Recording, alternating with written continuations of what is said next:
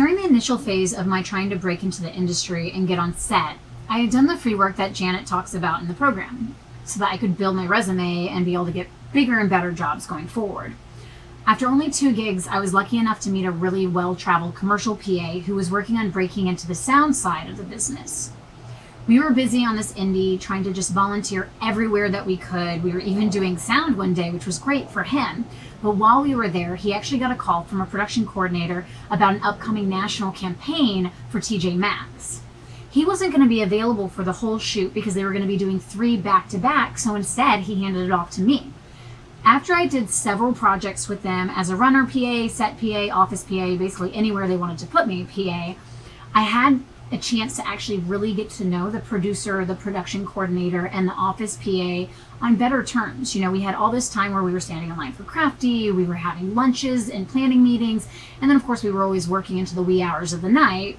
So we started to get to know each other on more of a personal basis. We started to talk about what our actual goals were and ambitions were within the industry.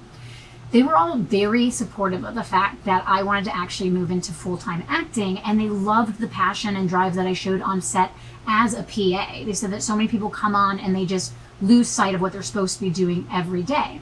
So they said that they would help me in any way they could to learn more about the casting side.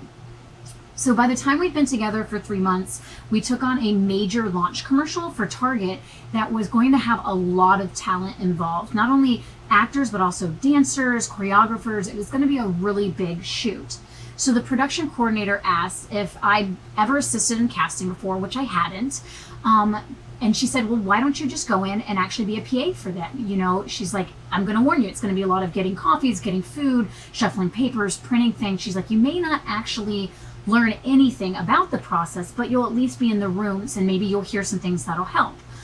I jumped at the opportunity because I was like, even if it's just a small fraction of a chance that I'm going to get to meet the executives and the commercial casting directors, I wanted to be there. I wanted to be in those rooms and hear as much as possible, even if it was the slimmest chance. So from there, I became their go-to casting room PA. It gave me enough exposure to start meeting some of those really important casting directors. Granted, I may not have always been able to sit and talk with them for long stints, but I was able to get to know their team and show that I was a really valuable asset to have around. I got to also hear kind of the behind the table discussions about everything that goes into actually selecting actors for an audition.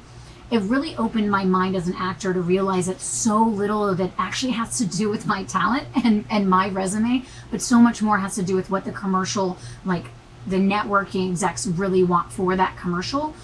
So it made it so that when I walked into rooms, I got to a point where I knew that as long as I gave my best, that was all I could do.